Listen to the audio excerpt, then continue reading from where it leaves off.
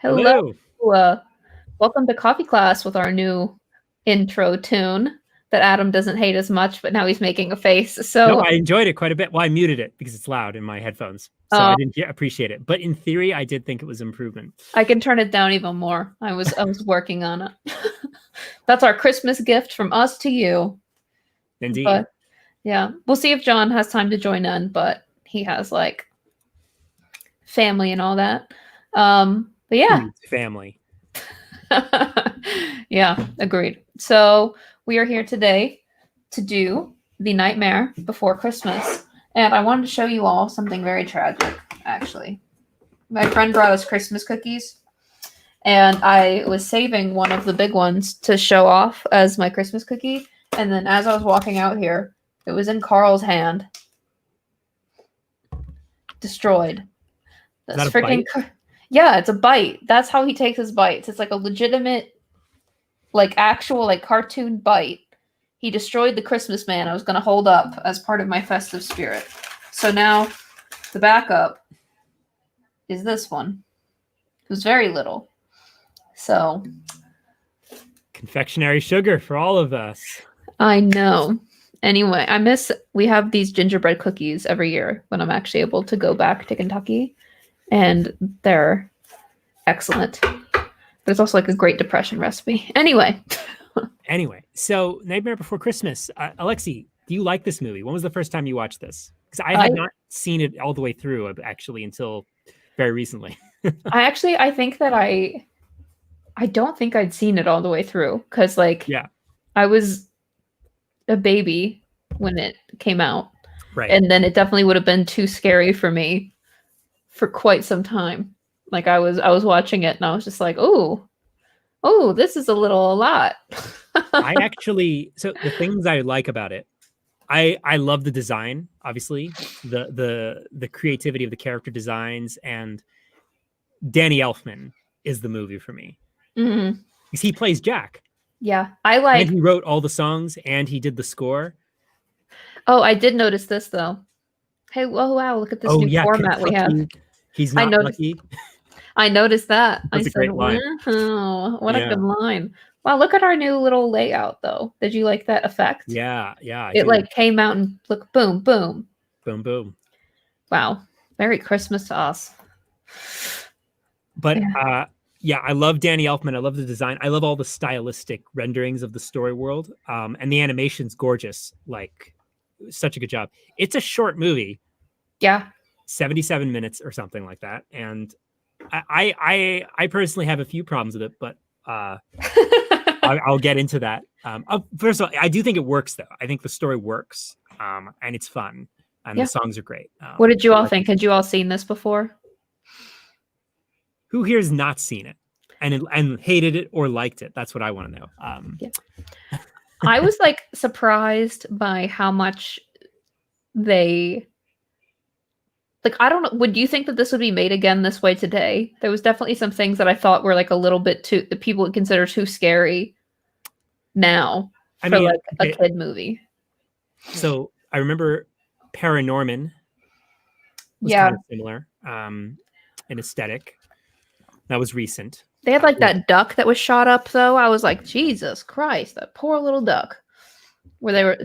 This film, just to speak to that point, this is definitely one of those films that's like, I wouldn't read the script for it. Like, it's kind of like an experiential piece. Like, all the good things about this are in like the actual physical experience of watching it. So sorry about that. Well, yeah, but I mean, it's useful to have read the script for this conversation, and then like also to know what that kind of thing looks like. I completely agree with Andilla's point. We'll get into it. First of all, I do think it works. I just think Act 3 is kind of soft, and I think part of that is and I haven't read the script actually. That's my confession. So we can go into that tomorrow. We're doing Winona Earp, which I am freaking stoked about. Sorry, guys. I'm so stoked. The first one I haven't like actually looked. Well, you know what? We'll pull it up. We'll pull it up anyway after you're done breaking it. I want to see what the formatting is. Also, this was written in 1993. And Burton wrote the outline. and he got one of his writers, the woman who wrote Corpse Bride, Edward Scissorhands, and basically all his movies. So John August is his other writer, and then this woman, Caroline something. One second, let me grab it. It's good to be a writer that Tim Burton likes. Yeah, Caroline Thompson. Actually, typing this out. And yeah, this is what it looks like. So it's a little bit unconventional thus far at the very beginning, at the very top. No. Not in the script. That's not in the end movie, right? No, I think that this top part was unconventional because it was starting with like, you know, like in the like new Harry Potter where they start with like an animated sequence that's not the same vibe. So it's sort of, I think this is like an animation thing that you get away with, where it's like a narrated thing. Pretty good, like pacing, I think. Yeah, no, this is a great way. Like if you were going to do like a little intro thing. This is really good for 1993. Yeah. Not going to lie. Yeah. And good then job, Caroline. And then after you get out of the title sequence, the opening sequence, then you're in normal stuff. And you can also see how they do the musical numbers and how that whole thing is written on the page. We can talk more about writing musicals later. Yeah, musicals are interesting. I actually, in the tent pole I wrote, I made a note of the songs, because in a musical, the songs, there's actually some conventions to musicals that are never different. For example, you always open with an opening number that introduces the world. Yeah. Always. And in the opening number, you actually learn about Halloween Town. You learn about like who Jack is, how the people perceive him, that he's like sort of the king of this world. You learn a lot from the opening song. And then you go into probably the most required element of any musical, the I Want song. Well, do you want to go ahead and break the film and you can talk about all let me that just finish this and then I'll break the film. So in any musical, once you establish the world and the protagonist, you immediately have the protagonist sing a song about the thing they want most in the world that they don't have. It's a convention. Go to any musical in the world, any musical, and they will have the I Want song front loaded to start off Act 1. In like just off the top of my head, Hamilton, My Shot. Yeah, like that's when like we really get a sense of who he is and what he wants to accomplish in the world, what he wants to go in. Every Disney princess sings about what they want in the world, you know, right before the plot starts off. It's before the inciting incident. Tangled has a really good one. Yeah, with the lights, right? Isn't that her whole one? Yep. What a great one. I haven't seen that movie since it came out, but I remember I thought it was pretty good. It is great. It's fantastic. All right, let's see. All right, so Adam, do you want to break this shiz and I will throw up? I'm making it into. Can we send me the PDF? I'm making the PDF, but I'll throw it up on the screen once it's ready. It'll be almost there. All right. I'll just open my Word document, even though it's formatted a little weird. All right, guys. Okay. All right. So Nightmare Before Christmas opens it up, like I just said, introducing the opening number of the musical. We learn about Halloween Town. We learn about that there are other worlds other than Halloween Town. And we learn that they had just accomplished a successful Halloween, and that everyone sort of is in awe of the greatest participant in the scaring activities, the Pumpkin King Jack. And as we go through all the different sort of characters of the world, we all see how they perceive Jack and, you know, respect him as being, wow, the best at what he does, scaring children senseless. And we have all these great, like, little, examples of how they scare children and like sort of the pride they take in their work, and sort of the idea that in this world, your purpose of the holiday defines what you do. The vocation is really important to everybody's identity. So immediately after this, and we leave the opening number, we have Jack transition into his I Want song, which is called Jax Lament. And in this song, we learn that he's actually kind of bored of life in Halloween Town, that he sort of feels like being the Pumpkin King isn't all it's cracked up to be anymore, that he like somewhere deep inside, there's an emptiness that began to grow. Who here could understand? He'd give it up if he only could. So Jack's flaw in the context of this story is that he doesn't appreciate being the Pumpkin King, that he's bored with it. He wants something else. He doesn't know what that is yet, but he wants to experience more in life other than the vocation. So if we establish immediately there's a protagonist where vocation is everything and that Jack is the best at what he does, but immediately after that we learn, okay, he's the best at what he does, but he doesn't even care anymore. He wants something else. And the normal world of Jack's normal world, Halloween Town, Life of Pumpkin King, we see the mayor, who's a great joke about how it's like, I'm only an elected official. You're the spiritual king of Halloween Town. And everybody wants Jack to immediately start preparing Halloween for next year, but he's just sort of listless and doesn't really want to. He disappears. He actually goes off into the forest and sort of tries to find himself, whatever. The inciting incident, he stumbles to the tree of the different worlds of the holiday worlds, and he goes to one that seems the shiniest, the one that seems to appeal to him the most, this tree with ornaments. He goes through it. He experiences a brand new world he'd never experienced before, Christmas, but he doesn't understand it. He's shocked by the elves, the colors, the snow, the presents everywhere, and he sings the song, "What's this? What's this?" It's a great song. Also, just side note, if you don't know the band Oingo Boingo, Danny Elfman, the composer and voice of Jack, was also the lead singer of this band called Oingo Boingo. And these all sound like Oingo Boingo songs to me. And I think that's very funny to me. So, but anyway, he sees finally this silhouette of this person. He sees a silhouette of Santa, and he's just in awe. What he's seeing. He doesn't understand it, but he sees some sort of magic, something he's missing in his life. So his response to this is that he wants to understand what he just experienced. He can't believe what just happened, and he wants to learn more. He sort of dedicates himself to learning more about Christmas and communicating it to the people back in his life. So this is where we talk about one of the more unconventional things about this story. In this story, I believe Jack is the antagonist. And the reason why is that he's the source of conflict.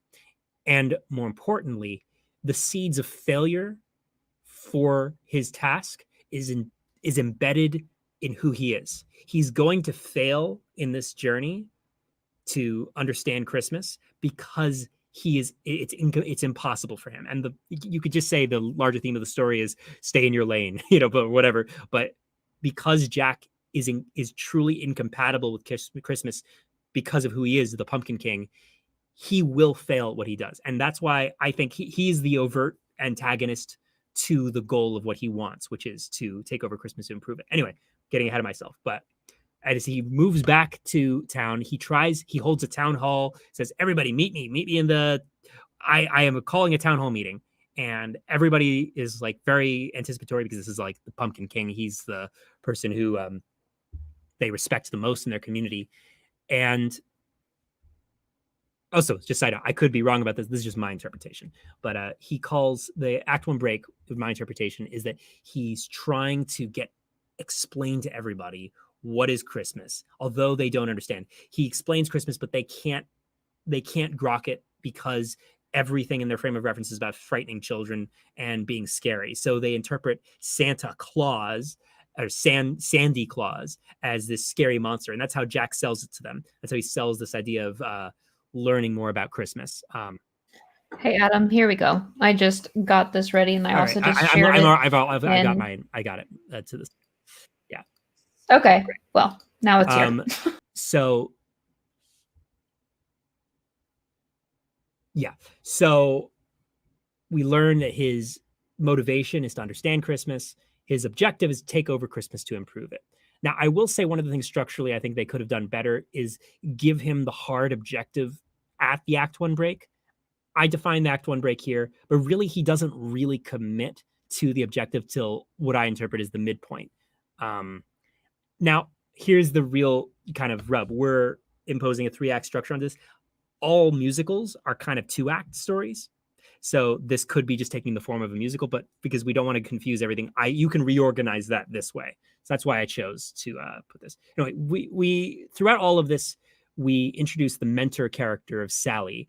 And she's sort of a Frankenstein's monster who wants to desperately escape from her creator and inventor, and she's constantly trying to poison him to escape and run away. And she's also in love with Jack, although she sees herself as more an anonymous admirer from the sidelines, and he's the famous Pumpkin King superstar. I personally wasn't really a fan of this plot line, but it's okay. She's his mentor because she's the one who teaches him that, or warns him ahead of time that he's doomed to fail, because she has a premonition of a burning Christmas tree and everything. But the new world in Act 2 is the Halloween town that was once dedicated just to Christmas, though it's just dedicated to Halloween and preparing for every Halloween, is now completely distracted with Jack's personal obsession and Jack's desire to understand Christmas. And throughout, there's a series of scenes where he's trying to, understand Christmas through doing experiments, although every experiment gets sort of soiled and creepified or mangled up by his own essence. He tries to gain understanding so he can communicate better, because his desire is he wants to communicate what Christmas is to everybody, and he can't. And we move forward to the midpoint, which I think it was in this story. If you define it as a 2-act musical, this is where the objective really kicks off, but I'm not going to do that. He decides that who better than him to innovate Christmas, make it better. He can do a better job than that Santa Claus guy. This year, Christmas will be ours. Jack gives a sign to every citizen in Halloween Town, and he tells the trick-or-treat children to kidnap Sandy Claus so he can instead take on the mantle of Christmas. So he tasks everybody with preparing for Christmas on their own terms and to make it better.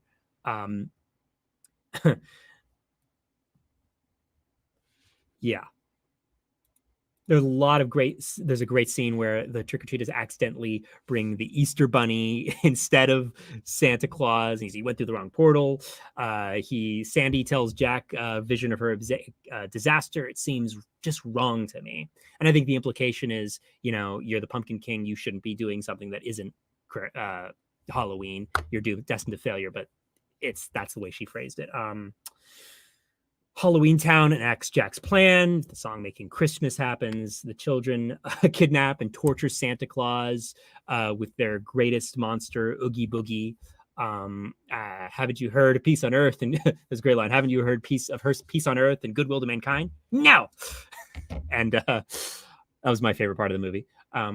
Sally tries to stop Jack with a sort of ghostly fog, but his ghost dog lights up away just like Rudolph, and he begins to take off for his role as Santa Claus. Sally hopes her premonition of disaster is wrong, and she sort of sings a dreary song about it. And we move to sort of his ultimate test, which is he takes on Christmas, and he flies across the world and gives the gifts that his people have made to the millions of children, and he scares the shit out of them and completely ruins the holiday for millions and millions of people, to the point where the military actually tries to shoot him out of the skies and to save Christmas while they find the real Santa. And they shoot him out of the sky, and he's absolutely heartbroken. The town is disappointed that they failed their mission. The world says Christmas will be canceled, and Jack, sort of sings to himself, "What have I done?" Although it starts as remorse, but it turns into but I had a great time, and that was worth it. I haven't felt like myself in ages, and this has sort of reminded me that, hey, I am the Pumpkin King. I should stay to horrifying children. So he feels new inspiration from this failure to do what he was supposed to do in the beginning. And he recommits to being the Pumpkin King and decides he needs to set things right for the holiday he ruined. And he sort of moves to an all or nothing, which is, he rescues Santa and Sally. And then there's this is, what I mean by the weak Act 3 that comes from him being his own antagonist, because he's the main source of conflict in the story. And because the moment he resolves his inner need, all the conflict is kind of like fake. It's like, oh, here's this Oogie Boogie guy who can't kidnap Santa. That's the only real obstacle. And they kind of build it up. I think it's kind of a weak final fight that doesn't that sort of transitions in the resolution. It's not really clear.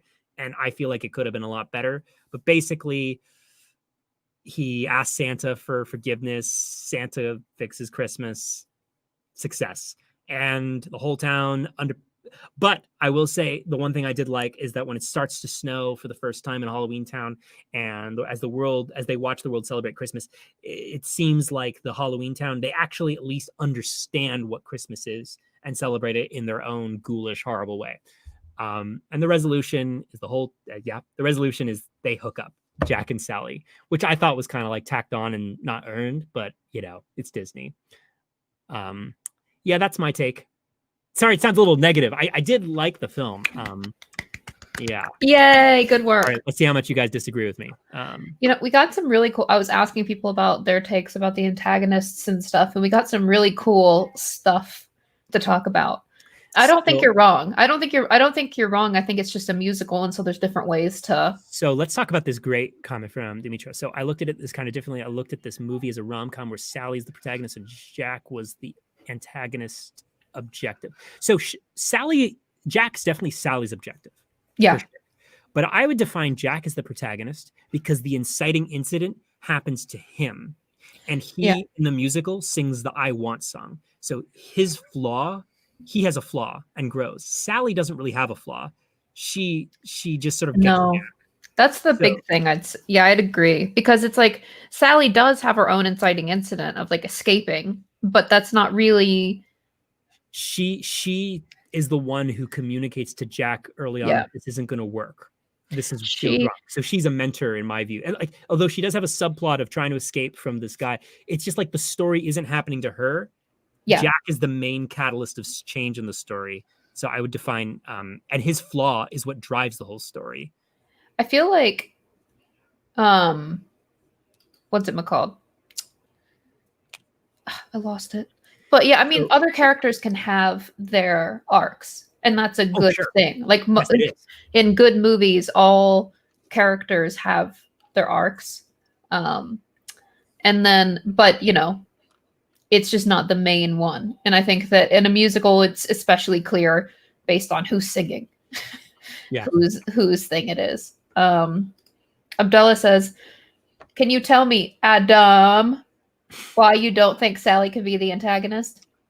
I mean, it's just because she doesn't really create substantial conflict. Like she's trying to help. She's not really, she's kind of just like, well, I don't think this is going to work in this. And that is his inner need. He needs to understand that he is who he is and he can't pretend to be somebody. But also like he gets shot down by the military because of his own actions. Like that's not, if Sally went to the military and said him, then that then that would make her more of an antagonist. But this is directly because all the bad things that are happening to him are because he is making these mistakes, and she's trying to help him resolve his flaws. She's not trying to stop him from the objective. She's, So an antagonist is the core conflict creator in your second act. And the core conflict creator is Jack because he's doomed to fail because of who he is. I think it's one of those rare examples where, he's the antagonist and the protagonist. In fact, he's the antagonist in like the context of like the world. He does this horrible, he abducts Santa, ruins Christmas, and then sort of half apologizes for it. Something I also want to point out real quick is that there's friends and enemies throughout every single film. So there's going to be enemies that are not the antagonist. There's going to be friends who are not the mentor.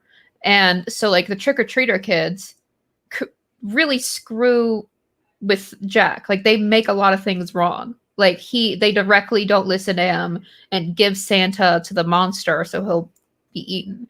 So, but they're not the antagonist because they're not the ones most directly stopping his goal. And then the Oogie Boogie guy, in some analyses, people could try to say that he's the antagonist because he's the most traditionally antagonistic. If I was rewriting this, I would have featured Oogie Boogie earlier and made him, or the mayor, and made them more of an antagonist, like philosophically, like trying to sabotage. Like if I was actually, the mayor would have been a better antagonist rather than being a total sycophant to Jack. I would have had him be like secretly, but we're Halloween. I don't like this. I don't know. Something like that like that's like the cliche thing. Yeah. When he also had some potential there to play with themes, since he has the two faces, right? So, and Jack is trying to be someone he's not, but the mayor guy has two faces. There was some potential there for more depth that was kind of just played as a gag. Yeah. I thought Act 3 was really soft. Yeah, it was still like musicals can get away with some stuff because they're fun and they're musicals. It doesn't make it bad. It's just but it could have. It's like with a few adjustments, I think it could have hit a lot harder and been more meaningful. Also, we have to talk about the theme of the story: stay in your lane. Yeah, don't try new things. You are what you are. I mean, it's kind of like that's a little negative. I don't know. I agree. Here, this is a really cool comment from before. Lily said, I read somewhere that the film is about Jack learning what cultural appropriation is. What do you think about that? That's definitely not what Tim Burton was thinking in 1993. I would say it's not what he's thinking, but I would say that is like, I mean, that's essentially what he is learning that he should stay in his lane. Like, it's definitely a much later projection onto it, but that is the stay in your lane theme. So it's not, I wouldn't say it was the intention. Definitely not. But it's an interesting take that isn't inconsistent with what the end result was. I thought that was about cool. The fog. Yeah, I mean that was an obstacle, but it's like one thing she did. I don't think it was like enough to, I think, define her. And at the end of the day, this is definitional. Like whether or not, if you were writing the story, you write, well, she's the antagonist, isn't really going to change the end result. Like you have to like have this stuff built in to like the story in a strong way. Like it doesn't really matter what you define things unless it appears on the page in the end. Yeah, that's fair. So I wanted to talk a little bit about musicals and how you write musicals. And if someone wanted to write a musical, how would you do that? And so the number one thing that I have learned that may or may not be true is you can't, like, as a spec, if you're going to write a musical, you need to be able to write the music yourself or partner with someone who can write the music. You can't really write a spec musical. I mean, you can, but I wouldn't necessarily advise to write a spec musical without, like, including musical breaks without putting in the music. Like, if you can write the music or partner with someone who can, then by all means, go for it. But sometimes people want to write a musical but don't know how to write the music, so they just like want to write in like musical break where they sing about this. And that doesn't quite work in a spec. Typically what will happen is the writer will either be able to write the music themselves, they'll partner with someone who can, or and Danny Elfman. Yeah, true. Like if you have Danny Elfman in the wings as your buddy and be like, hey, can you write 10 songs and voice the character? Like all the music came from him. Like it was his vision based on the story. Like he wrote 10 songs based on the plot outline, and then they put them in the script. That's what happened. Yeah. So here we go. Yeah. Sandra said Caroline Thompson, screenwriter, and Danny Elfman were dating and living together at the time. So I imagine that as Danny was writing the music, Caroline could write the story transitions. That makes a lot of sense. That's also, how, honestly, that's a pretty common situation, is that they're dating or together or partnered, and then they write a musical together. It's actually fairly common. Also, I have to address this because Abdullah, I really don't like La La Land. I am not a fan of that movie. And not just because, first of all, I think the acting's great in it, and there's some great scenes, but like the songs kind of suck. Like in a musical, you want great songs. I can't think of a single song from that movie. It was so like wishy-washy and like. I didn't see that. I want to talk a little bit more about writing musicals real quick. So the two scenarios are: you do it all yourself for a spec, you partner with someone and write it as a spec, I guess, or the most common situation is that you're doing this in a team, within, like, it's already commissioned, you're pitching it. So for like, I've pitched for a musical project before, and I don't write musicals, but the way it worked was that they said, like, we want a writer, we want this to be a musical, we want a writer to do the story. So what do you think the story is? And then for that, it was like a treatment where I like identified, like, this would be the I Want song. This would be that. And that was okay because it was a treatment, not a full spec script. And because you were pitching to someone who already wanted it and they were a studio / production company who could handle it. But so I think that those are the 3 scenarios for writing a musical. Well, and in most musicals are stage musicals first, right? And typically you're writing the script. It's called the book. So you are either writing the book or you're writing the musical and the songs and the book. So it's a different thing altogether. And they all come together differently. Nowadays it's mostly like, hey, we got the rights to Tina Turner. Can we turn this into a musical? Yeah. So I mean, if you want to make a musical, we want to write an animated musical, and you can't do music, but you had the idea for Nightmare Before Christmas, probably what I would recommend is writing it not as a musical. And then you go out with that, and you could bring up, I kind of like, this could be a musical, and see if they take it. But you want to have a finished project if it's a spec. So also we have to talk about this was an incredibly risky project that Disney almost didn't release. They thought it was too scary for kids. Well, and that's the fair. only reason Tim Burton got it made was he just finished Batman and Edward Scissorhands, 2 huge hits. And in a position to get his weird passion project made. This was his weird passion project. And he only got it because he hired Henry Selick to direct, who's a master stop motion director. The stop motion is a very specific thing that has its limitations. Here's a good question. Why was the director shafted so hard? For the longest time when I was younger, I had assumed Tim Burton directed it. I mean, it's literally called Tim Burton's The Nightmare Before Christmas because the answer is in this situation, the reason it got made was Tim Burton was the one who approached Disney to make the movie. It was he wanted to make a short film of it for like 10 years. Like, this was an idea. This idea came from him. He wanted it made, and he hired Henry Selick as like a technician director. Stop motion, especially back then, it's incredibly difficult and niche, especially like it's not a commercial form of animation. It's not easy to do. So I would, and also Henry Selick isn't a name.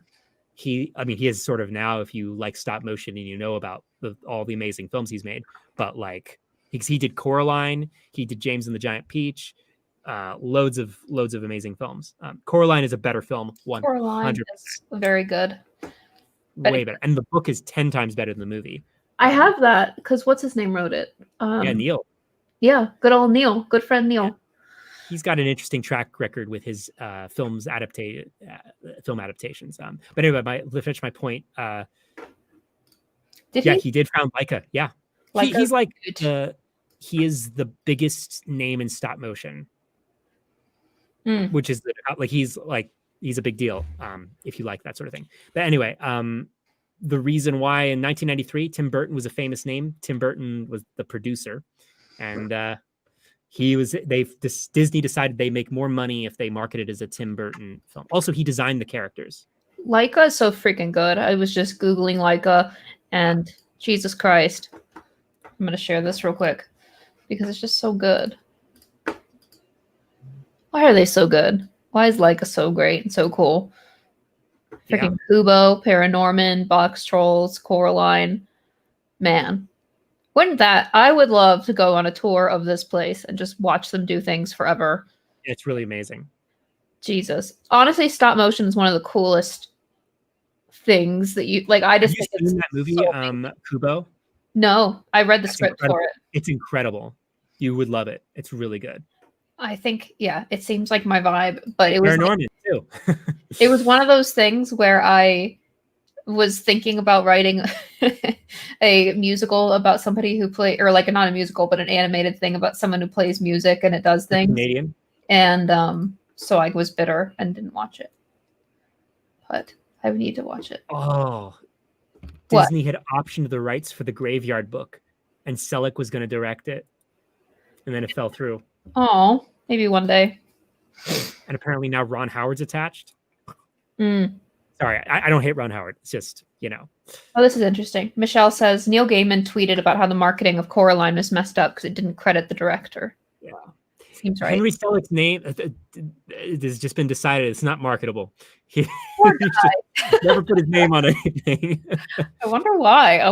We should find interviews with him. And interestingly enough, he's now, his first film in almost 12 years is with Netflix, and he's co-written it with Jordan Peele and Keegan-Michael Key, and it's called Wendell and Wild on Netflix. It's going to be really interesting. What's it called? Wendell and Wild? Yeah, I don't know anything about it other than Jordan Peele is co-writing it with him and Keegan-Michael Key, and Jordan Peele and Keegan-Michael Key are the leads.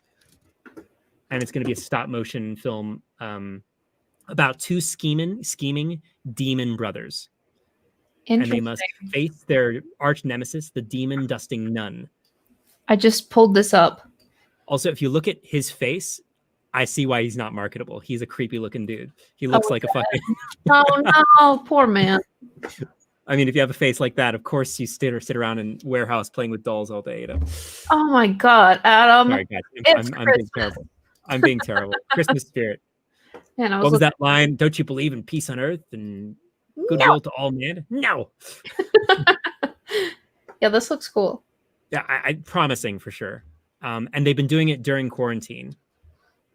That's smart. Yeah, because of quarantine, there's been a lot of people trying to find ways to do things that you can socially distance, like stop motion and podcasts and animated stuff. And I mean, Wes Anderson was directing his last movie by email partially. That was so obviously he could do stop motion via email. That's horrendous. No, so apparently some of Isle of Dogs, some of the sequences, he just cut because it's so like execution dependent. Like you have a plan. It's like, okay, we're going to do the shot over a week. Apparently he spent a lot of the time watching it, like directing via email. And Wes Anderson is apparently, fun fact, one of those guys who will answer any email that's important within like 30 minutes, no matter what time of day it is. Like he's apparently one of those people who like at 3 a.m. answer an email. I want to email him. Yeah, me too. Make it important. Man, Wes Anderson. Hey, look. Yeah, okay, I'm actually a big Wes Anderson fan. I'm not like a super fan. This was about the other guy. Henry Selick. Oh yeah, yeah. I did roast him over and over. I do think he's probably the most important stop motion director. If anything, like this film was visually incredible. Like you have to give credit where credit's due. Like this film looks incredible for 1993. Yeah, it's strange to remember that it's 1993. When was Toy Story? Was that 1995? I thought it was a little later, because that was the first fully computer animated movie. Yes, 1995. I was right. Boom. Damn. So yeah, so this story's better than this though. Like we can't even. I was just thinking this about is so much better. Benchmarks. But why is it better? Why is it better? It's better because the flaw and inner need matters, and the objective is hard, and like there's an amazing final fight, and the theme of the story is meaningful. It's not stay in your lane. It's about changing your ideas about yourself. But it is an iteration about because I mean he does have to accept that he's a toy, so it plays with it, but in a less depressing way. And I think it's actually more about what the thing is. Like, sorry, that's vague, but what I mean is Woody has to grapple about who he really is. Like he's not Andy's favorite toy, but he can be this new favorite toy's friend, and that matters. You know, like that. It's about relationships. It's about failure more. This story is like it's sort of Jack has a moment like, oh no, Well, I had a great experience. I guess I've got to go back. What? I have to show you something. I'm shooketh. Here we go. Apparently, IMDb is getting like a refresh on everything. You ready? Look, I said, what does this button do? The new version of the page. This is what we're used to, everybody. What? I like that a lot better. Look at this. Look at this, though. Hang on. The photos and then the cast as little bubbles. I like that so much better. That's so much better. What? The storyline's way down here. Actually, was that even ever a section? Storyline? I think it used to be called plot summary. This is so much better. Yeah. Alternate versions. Yeah, this is better, I'm not gonna lie. It did shake me. It took me a moment, but I'm on board now. So speaking of animation and amazing animated films, I saw an incredible film the other night. What animated film called Song of the Sea. Blew me away. Let's look it up. Blew me away. The animation, the story, it was sensitive. It was about how do you deal with grief and repression. But it was beautiful.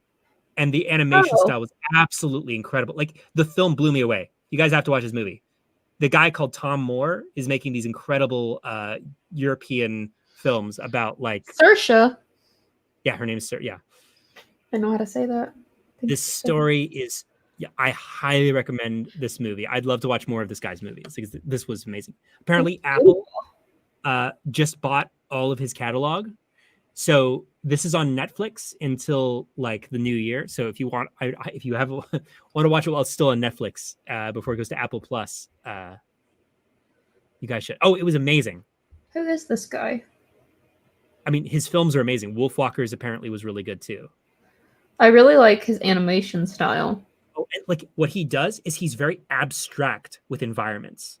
Like he plays with like the sense of like, oh, the horizon line, but like he'll like make things like an impressionistic interactive painting that the characters are dealing with. Like it's really up your alley, Alexie. This is your type of shit. We'll check it. Also, the screenplay works perfectly.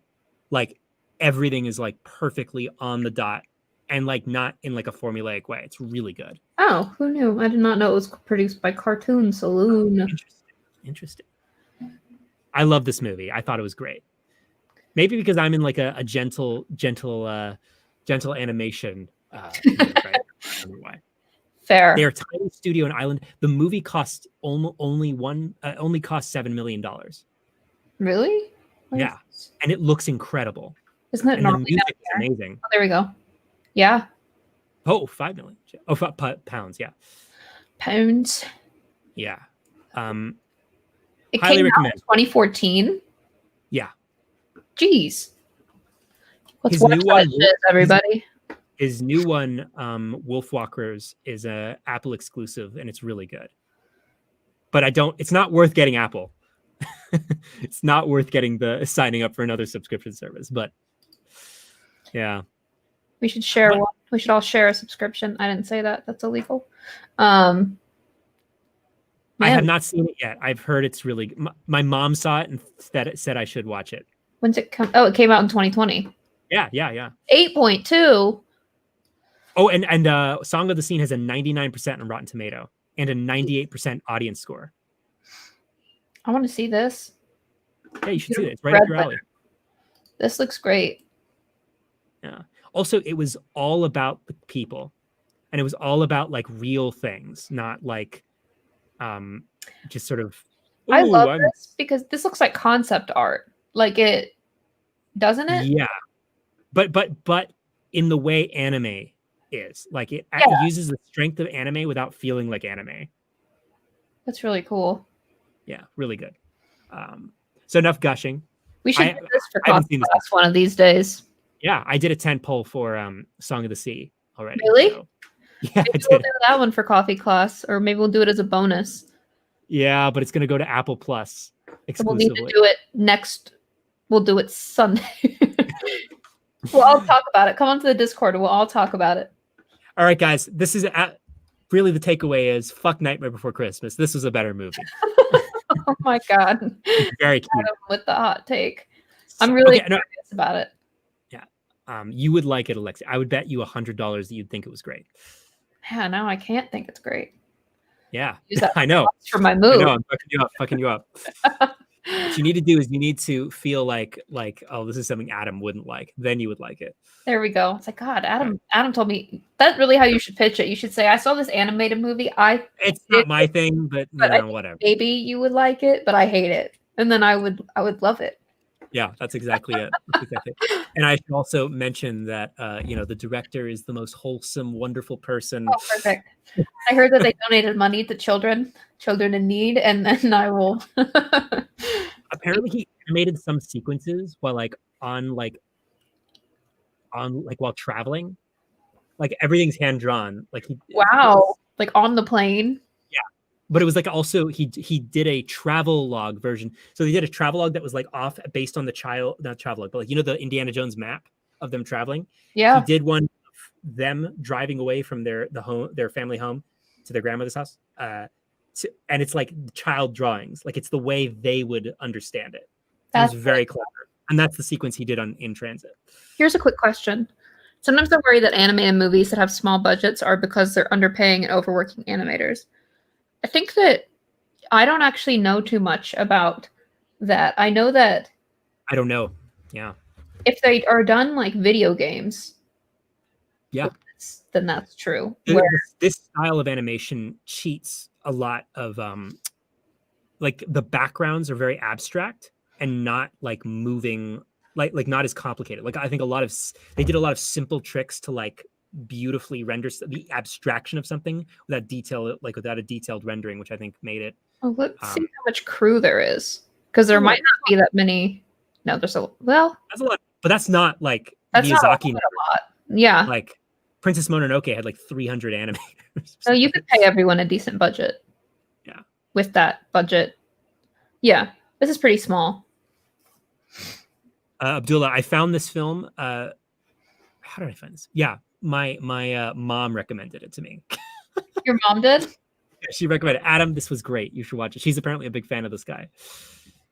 Man, yeah. Me and your mom have the same taste in movies. Yeah, she probably do. Honestly, really? Yeah, probably. I should chat with her. She's not like any violence or anything like that. Oh, well, there you go. Yeah. I would imagine that, underpaying animators is probably a big problem. I don't know the details of this production. I just know the film was great. Yeah. I mean, and also I think that like when you're doing something like animation or making video games or those types of like passion projects where it just has so many pure hours of like technical work involved that people end up putting, like, not necessarily that their salary is too low, but their hours are way, way, way too high because you get into like those crunch times, which does end up meaning that your salary is too low, but it seems more like a work condition issue because of time crunches and right. I know that's a big problem in games anyway. Yeah, it is. To answer Spencer's question, Princess Mononoke is my favorite. The first time I watched it, I actually watched it in theaters at a special showing in New York a few years ago, and it blew me away. Like it shook me. I think it's Miyazaki's best film. Maybe Spirited Away is probably cleaner and better, but like this film is just it's just in. What I loved about it was that the antagonists were so much empathy. The every side you understood why, and they weren't wrong.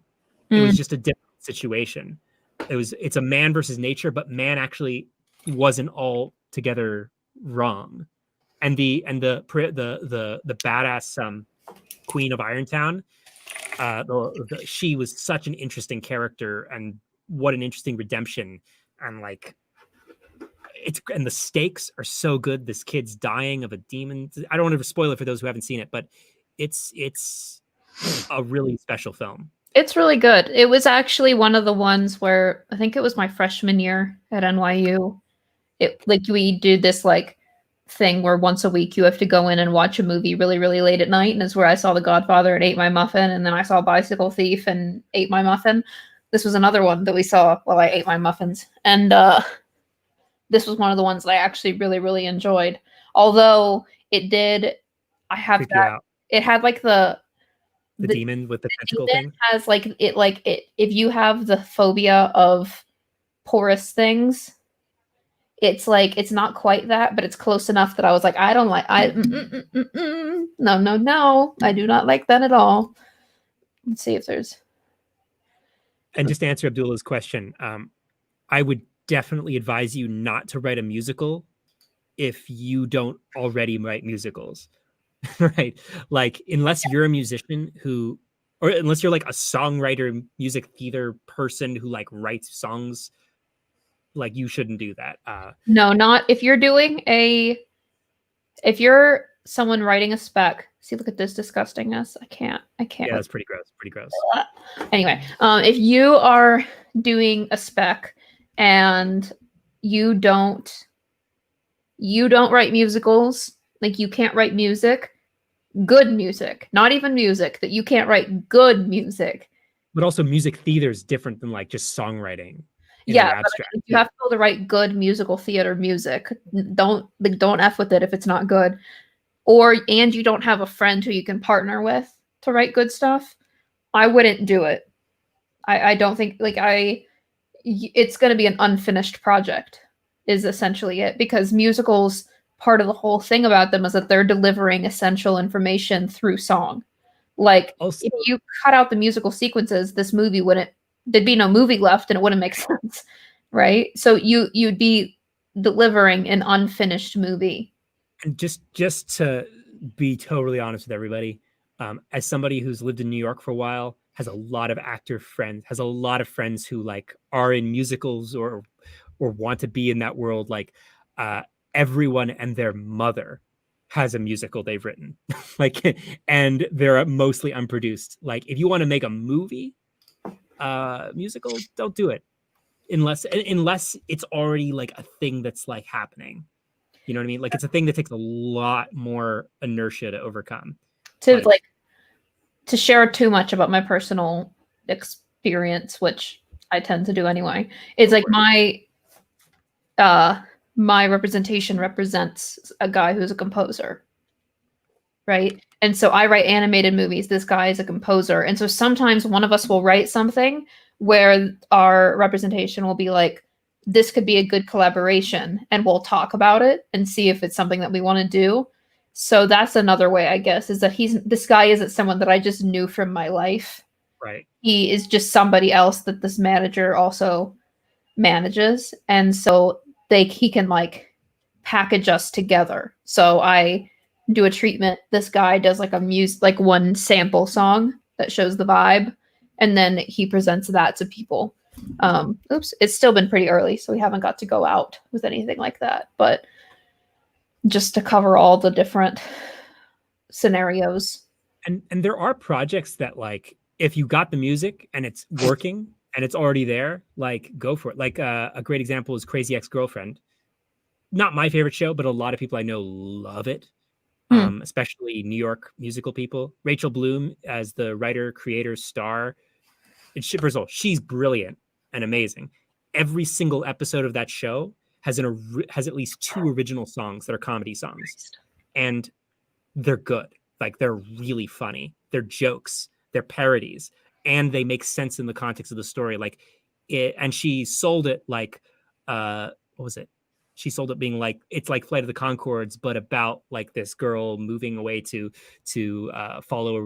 run away from a law career to follow this relationship from high school that she's romanticized. You know, also it's a very good show if you like musicals. If you don't like musicals, never watch that show. The other thing to keep in mind too, which is just me being a little bit like overly cautious, is that if you're going out pitching a spec musical, there's 2 elements that people have to like. You know, they have to like the story and the script, and then they also have to like the music. So it's just like you're adding another thing that must be exceptional, and that's not necessarily bad, but it means that both of them need to be up to par. Yeah. Like, it's kind of like when people make their own pitch decks and they want to add in character drawings. And it's like, sure, you can add character drawings if they're good. If they're good, you can put them in. Like, if it's actually going to add something to this presentation, then put them in. If it's just your sketch, and it's not great, then it's going to bring down everything else. Anything that you put into that pitch needs to elevate the whole project. Also, that's just human nature. Like, yeah, if you're trying to sell something to anyone, the worst thing about what you're talking about is what people are going to focus on. Yeah. So you have to, so don't have any weak links that are like obvious, you know, if possible. If you got a great screenplay that works, don't write a shitty storyboard to go with it or something. Like, don't do shitty concept art. If you have amazing concept art and a great script and you're trying to direct, then maybe, you know, like The Matrix, for example, they did something like over 400 colorized, you know, proof of concept drawings, conceptual art drawings to show that they could do it. And then they also did like a technology test of the bullet time technology, like the slow motion thing. They did a test that they showed people. Like, they did a lot of work to prove, and it was all great, to prove that the story was worth doing. I don't think you could have made The Matrix without that concept art. No, especially, because I mean, the technology, especially. I think you also, had to it's like an anime too. Like, how do you in the 90s tell people you're doing a live action anime? Like, they wouldn't get it, or it would sound like bad. Yeah. We should do The Matrix, the first one. That would be a good one to do. We should. Steven Universe, I've heard fantastic things about. People are chatting about Steven Universe. You would love it. You would love it. Would I? Because I'm weird about cartoons. But I mean, it's you read about Rebecca Sugar, read about her or them, and you will be very happy. I have heard fantastic. Like, that was one of the ones that all my friends at NYU, like my non-film friends at NYU, which is a sort of interesting thing, were absolutely obsessed with Steven Universe constantly. And everything I've heard about it has been phenomenal. Like, it sounds like they did some amazing things just to. It's not like an adult cartoon. Stuff. It's not an adult cartoon. It's like it's a soft children's show. Then Avi told us about that other one. What's the one about like trains, like a train car thing, where it seemed like a similar vibe to me, but I have not seen either of them. So I'm sure someone here knows what I'm talking about. The one where it's what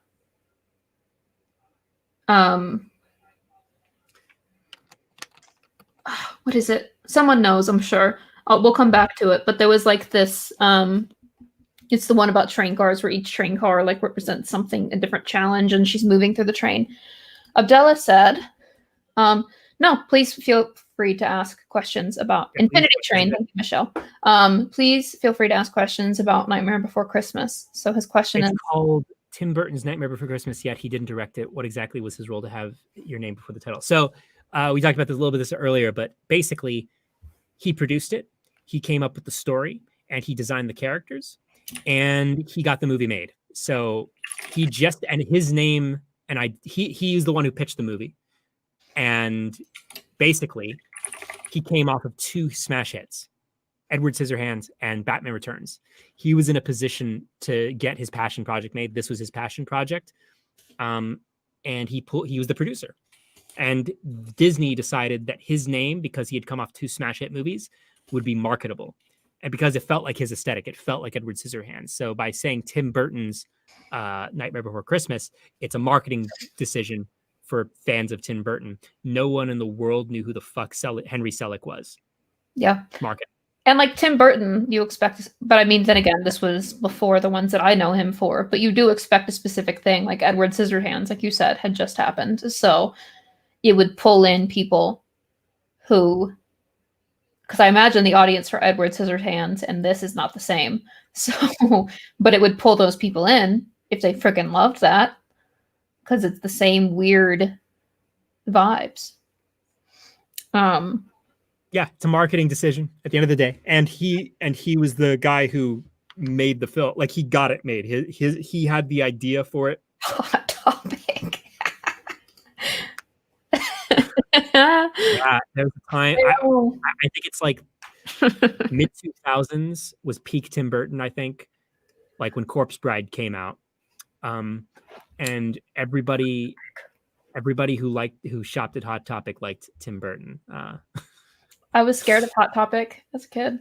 I was Scary. like, wasn't allowed to It go is a in scary there place. because it's like I feel like evangelicals were not vibing with the Hot Topic, so I was not allowed to go in there. But I think of Scene Kids. Yeah. Like I think of like My Chemical Romance and all of like that fake goth, but not really, is kind of like associated with Tim Burton. Yeah. My position on Tim Burton is that I think he's kind of mediocre, but he's an amazing artist. Like I love his aesthetic, his character designs. He's really gifted as an artist and as an animator. Like he actually worked at Disney Animation.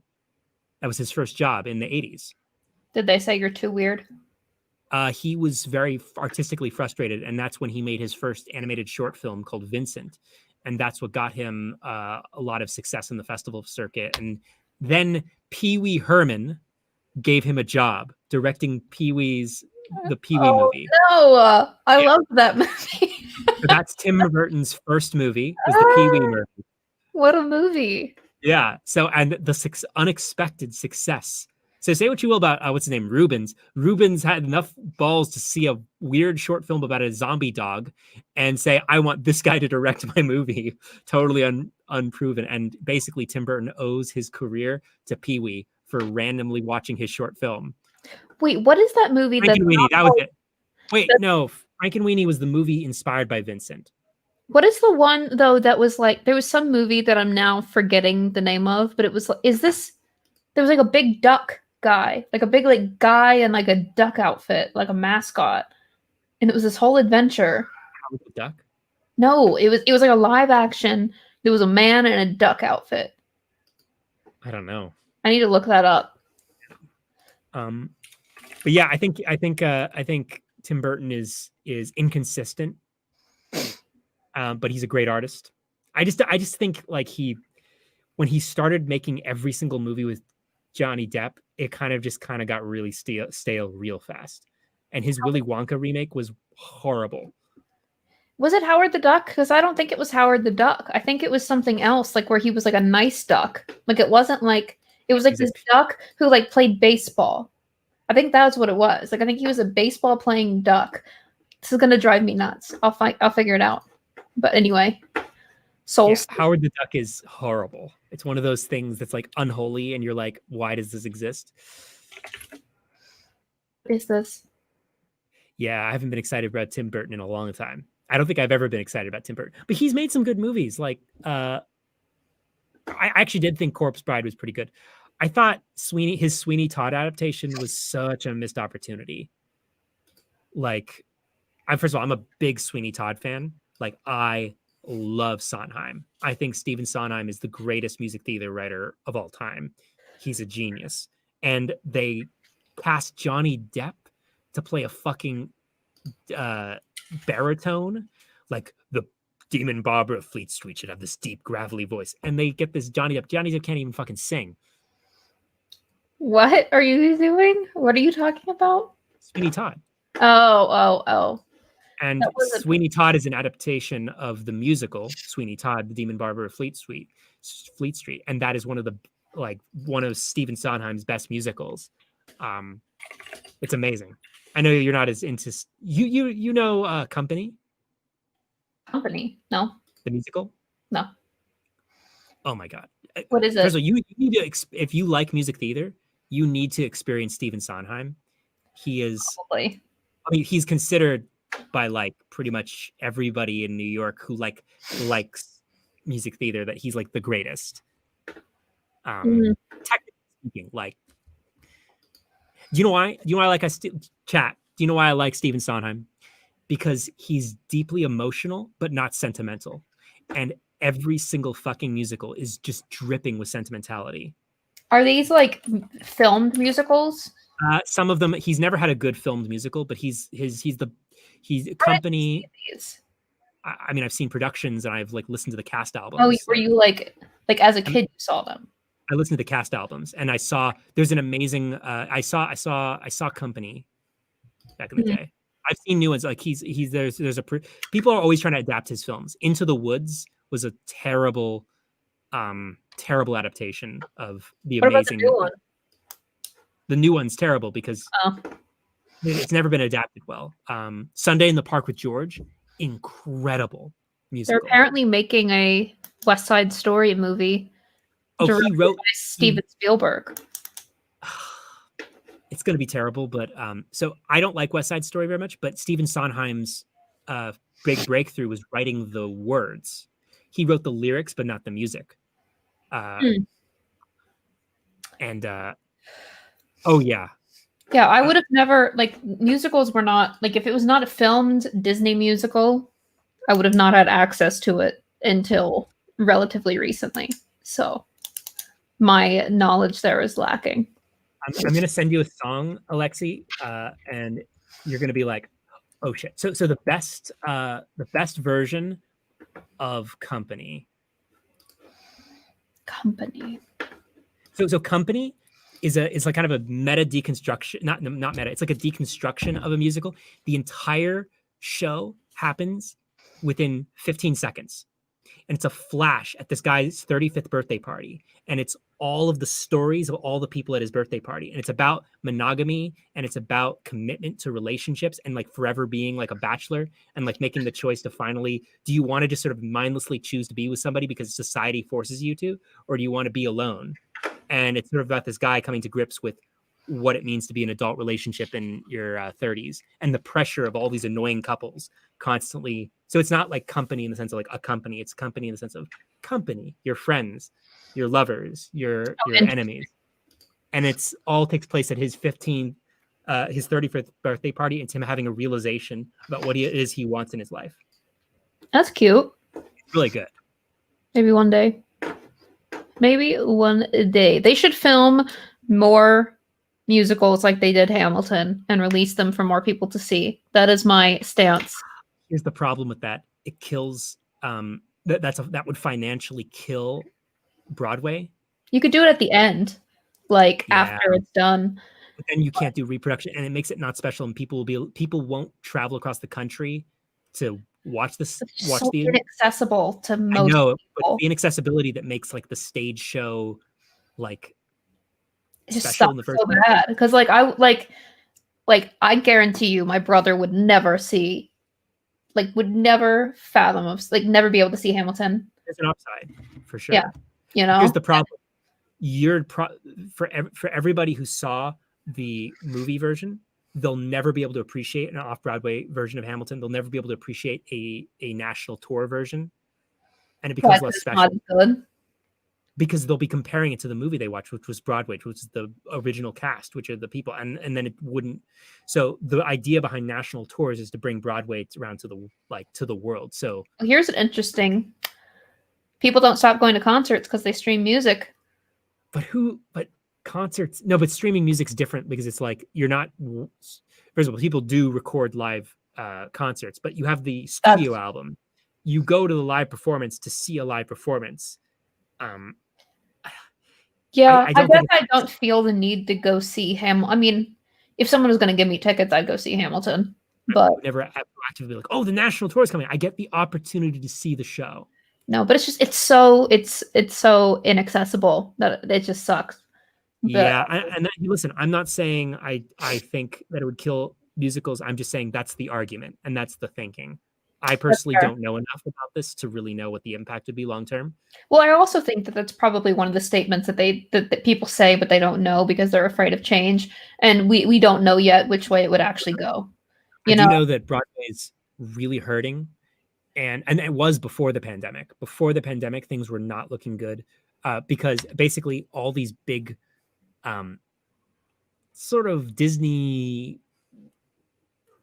previous IP exploitation shows are what's dominating, and original theater is like an anomaly, if anything, because it's just they did the math, and they will make more money on a smash hit than they will a moderate hit. So moderate hits aren't actually enough for Broadway anymore, and it's really fucking horrible. Well, the other thing to think about too is that there's a lot of movies now that are releasing directly to streaming because you can't do it in theaters. And is that going to kill the theater? But I think that there's a difference between a movie that's the exact same, whether you watch it on a big screen or in your living room, and seeing live actors perform. Like you can't really like bottle the experience of seeing live actors, you know, like that'll always be special.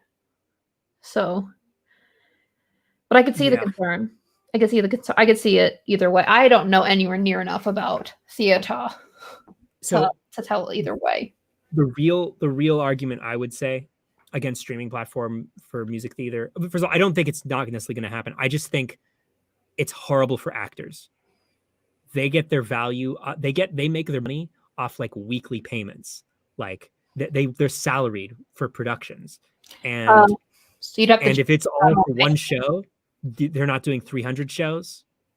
It's bad for talent. It's bad for the communities. It'll suck the money away from the actual people who are involved with putting on the show, and it'll put it towards these big conglomerate companies like Netflix. Well, it would be done similar. The pay structure would have to be similar to film. Yeah, but you know, yeah, they have less leverage in that situation. Yeah, it's just it would change it.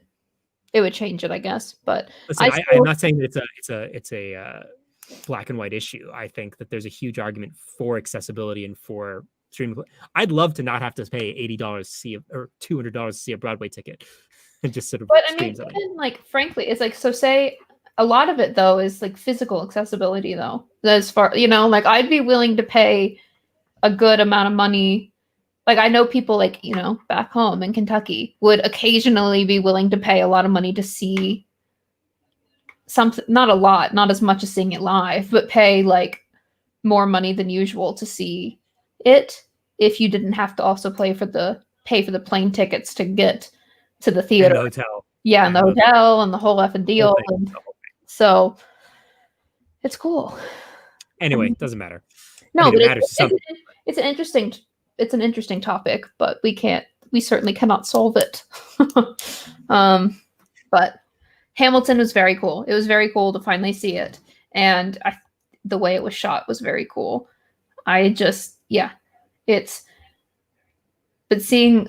only seen a handful of musicals live, and it always makes me so nervous that they're going to make a mistake and then they don't. I feel like that's coming from like me seeing like children's theater, and people would always mess up and I would feel so anxious for them.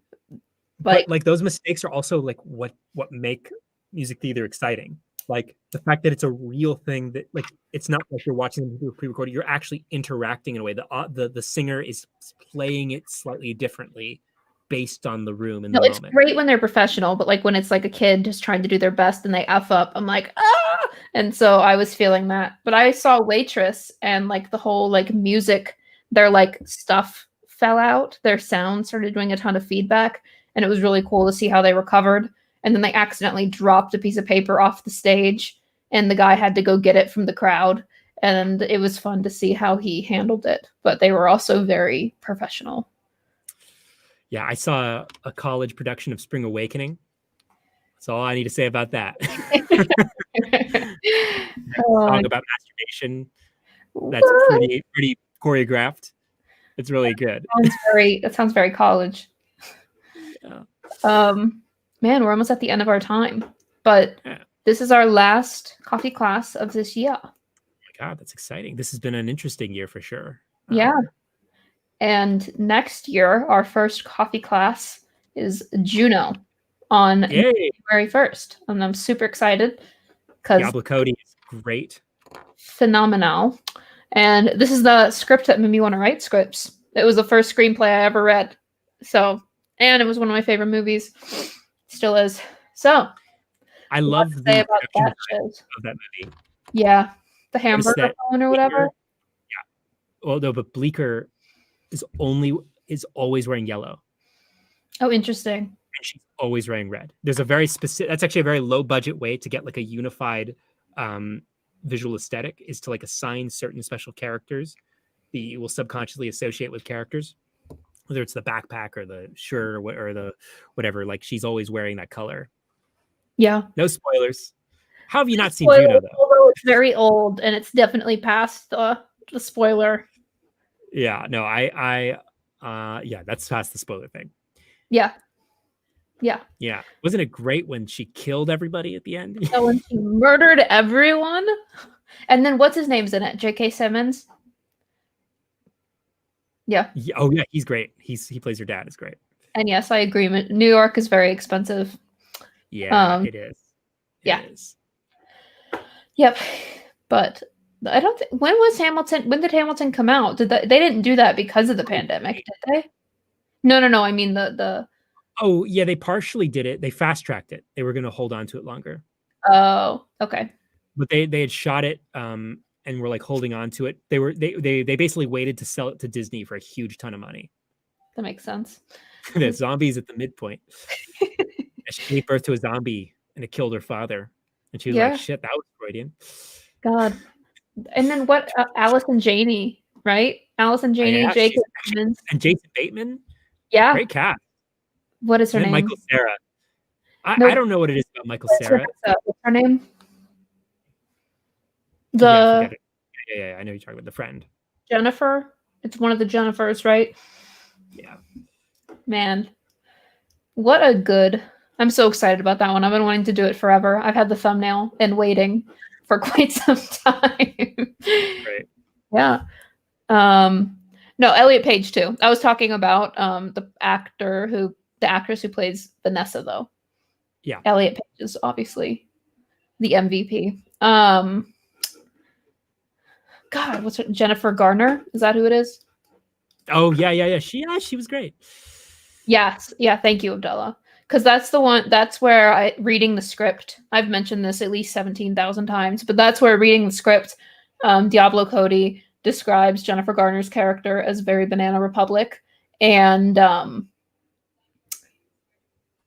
just sums up that character so freaking well that I was like, how can you do that in a screenplay? And then I decided that I wanted to write scripts. Cool. But Good story. Yeah, I know. Thank you, Adam. Want to hear the script that made you want to be a frickin' writer? Then, let me think. Did you just like always know you wanted to be like? You just always knew you were like, I'm really talented, so I should do this. When I was 8 years old, I said I wanted to be a film producer. I didn't understand what that meant. No, okay. When I was 5, I said I wanted to be a philanthropist. Yeah. When they asked me, Adam, what do you want to do? I want to be a philanthropist. Oh my God, you're so annoying. I didn't understand what it was. I just knew it meant have a lot of money. Oh my God. I said I wanted to be an archaeologist, but I meant architect. And then someone who didn't know what that meant either said, that means you study rocks. And I said, I know. And then I collected rocks for like 5 years. That's your life story right there. Yeah, I'm incredibly Lord stubborn. of the Rings didn't inspire me to become a writer, but I love Lord of the Rings. I read when I was a child. It was like my dad actually read the books to me as a kid, and he did the voices. That's why I bonded with it.